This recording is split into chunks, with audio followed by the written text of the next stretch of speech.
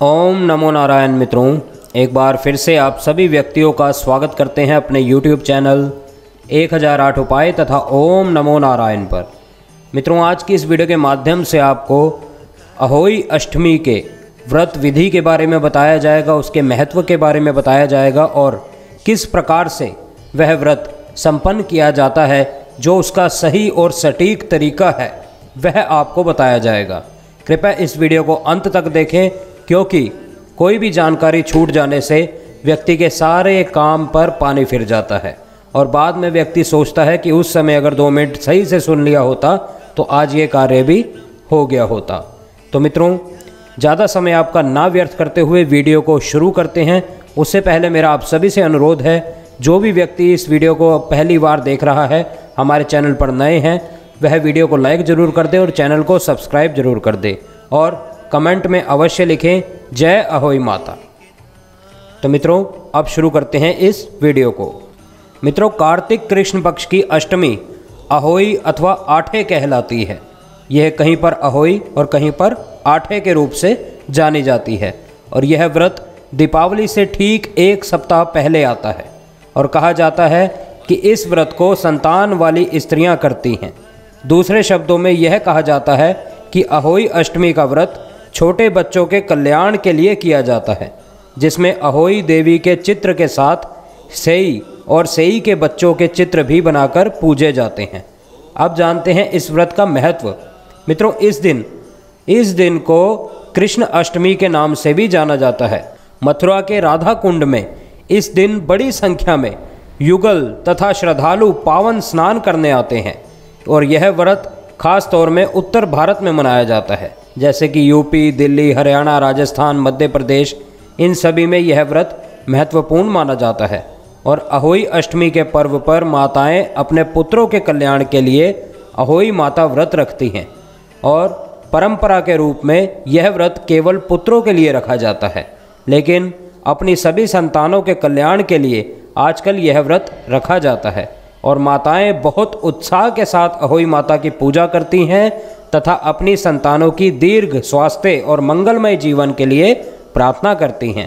तारों अथवा चंद्रमा के दर्शन तथा पूजन करके यह व्रत पूर्ण किया जाता है और यह व्रत संतानहीन युगल के लिए महत्वपूर्ण होता है, अथवा जिन महिलाओं को गर्भधारण में परेशानी हो रही है अथवा जिन महिलाओं का गर्भपात हो जाता है, उन्हें पुत्र प्राप्ति के लिए अहोई माता का व्रत करना चाहिए।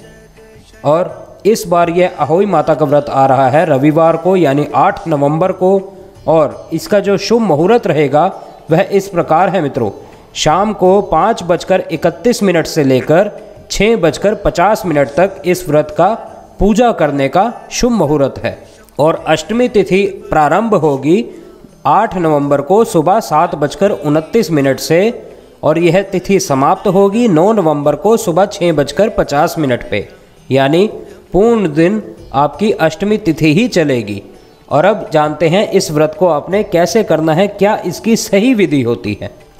मित्रों, इस दिन माताएं सूर्योदय से पूर्व स्नान करके व्रत रखने का संकल्प लें और अहोई माता की पूजा के लिए दीवार पर या कागज पर गेरू से अहोई माता का चित्र बनाएं और साथ ही सेह और उसके 7 पुत्रों का चित्र बनाएं और शाम के समय पूजन के लिए अहोई माता के चित्र के सामने एक चौकी रखकर उस पर जल से भरा कलश रखें।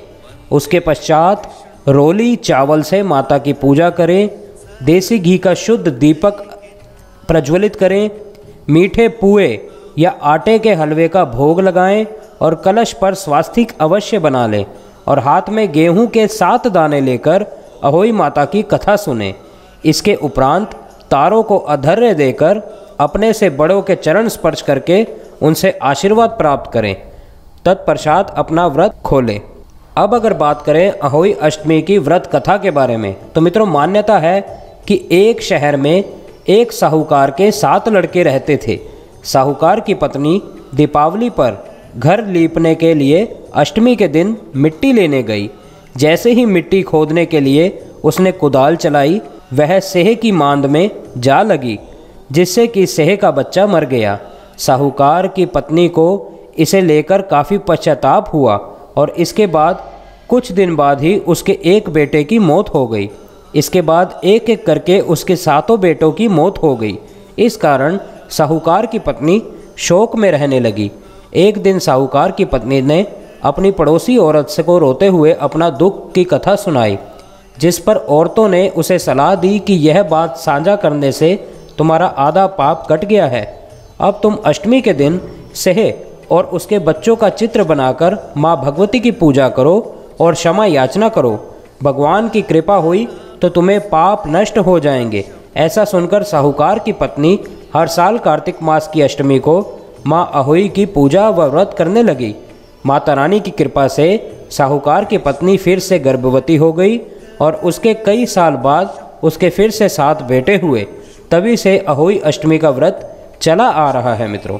तो एक बार कमेंट में अवश्य लिखें जय अहोई माता, जय माता दी। तो मित्रों आज की वीडियो में इतना ही। हम फिर मिलेंगे आपसे किसी अन्य वीडियो में, किसी अन्य जानकारी के साथ, किसी अन्य उपाय, किसी अन्य टोटके के साथ। तब तक के लिए आपसे इजाज़त चाहते हैं। ओम नमो नारायण, ओम नमो नारायण, ओम नमो नारायण।